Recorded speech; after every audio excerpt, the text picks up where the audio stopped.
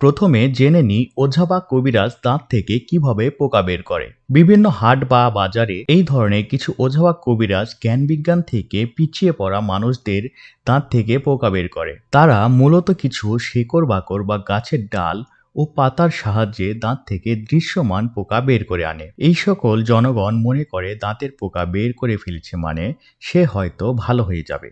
কিছু কিছু ক্ষেত্রে দাঁত বা মাড়ির কিছু ব্যথা 2 থেকে 3 দিন পর এমনিতেই সেরে যায়। তখন রোগী মনে করে পোকা তোলার জন্যই হয়তো সে সেরে গেছে। আর যে ইনফেকশন বেশি সেটা ওঝা বা কবিরাজ পোকা তুলেও সারাতে পারে না, কেননা পোকা তোলা সম্পূর্ণ ভেলকিবাজি। তাহলে আপনাদের মনে এতক্ষণ একটা প্রশ্ন এসে গেছে, দাঁতে পোকা না থাকলে দাঁতে গর্ত কিভাবে হয়? দাঁতে ওঝা বা কবিরাজ যেরকম পোকা বের করে সেরকম পোকা না থাকলেও এক ধরনের মাইক্রোস্কোপিক ব্যাকটেরিয়া থাকে যা খালি চোখে দেখা যায় না। আসুন জেনে নিই এই মাইক্রোস্কোপিক ব্যাকটেরিয়া কি।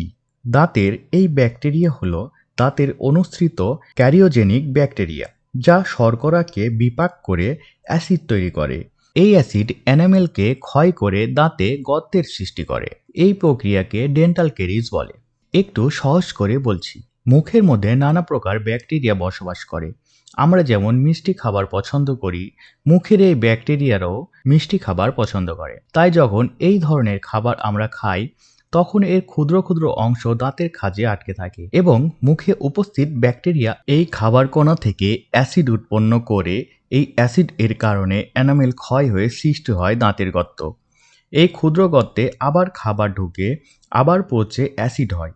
এইভাবে দিন দিন গর্ত বড় হতে থাকে। প্রথমে ব্যথা শুরু না হলেও যখন গর্ত দাঁতের নার্ভ পর্যন্ত পৌঁছে যায় তখন ব্যথা সৃষ্টি হয়। কিছু অসাধু লোক বা কবিরাজ এই গর্ত থেকে দৃশ্যমান পোকা বের করে আনে নানা প্রকার গাছগাছরা বা শিকড়ের সাহায্যে, যার কোনো বাস্তবিক ভিত্তি নেই। লোহাতে যেমন মরিচা লাগে, দাঁতের ব্যাকটেরিয়াও তেমন দাঁতকে ক্ষয় করে ফেলে। দাঁতের পোকা মানে দৃশ্যমান কোনো পোকা নয়, এটি এক প্রকার অ্যাসিড যা এনামেলকে ক্ষয় করে ফেলে।